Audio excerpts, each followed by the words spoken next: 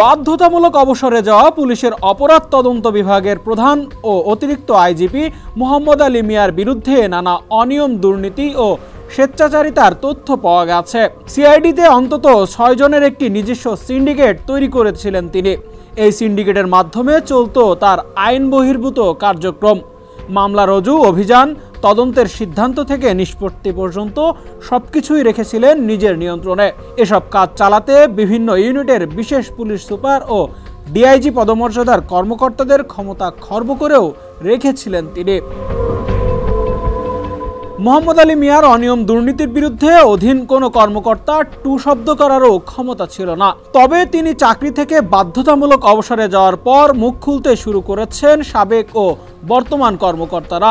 BCS ক্যাডারের 15তম ব্যাচে সহকারী police super হিসেবে 1995 সালের 15 নভেম্বর যোগ দেন গোপালগঞ্জের কোটালীপাড়ার সন্তান মোহাম্মদ আলী মিয়া।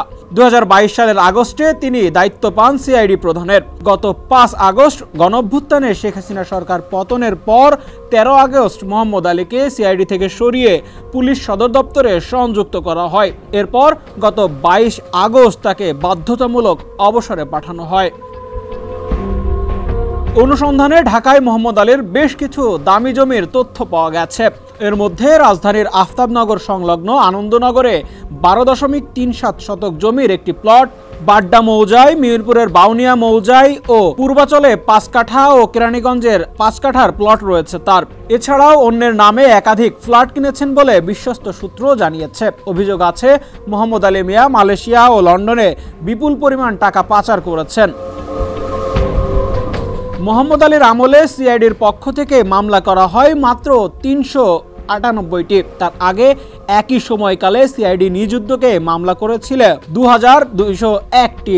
মামলা কম রুজু কেন সে বিষয়ে সিআইডির পরিদর্শক থেকে ডিআইজি পদমর্যাদার 7 জন কর্মকর্তা জানিয়েছেন মোহাম্মদ আলী মিয়া সিআইডিতে যোগদানের কিছুদিন পর অধীন কর্মকর্তাদের নিজ উদ্যোগে মামলা করতে নিরুৎসাহিত করেন। 250টিরও বেশি ডিজাইন অপশন নিয়ে ওয়ালটন স্মার্ট ফ্রিজ, বোঝে আপনার প্রয়োজন। এত সব অভিযোগের বিষয়ে জানতে চাইলে সাবেক সিআইডি প্রধান মোহাম্মদ আলী মিয়ার সঙ্গে যোগাযোগ করা হলেও তাকে পাওয়া যায়নি। তার ফোন নম্বরটিও বন্ধ পাওয়া গেছে। ডেস্ক রিপোর্ট, সমকাল।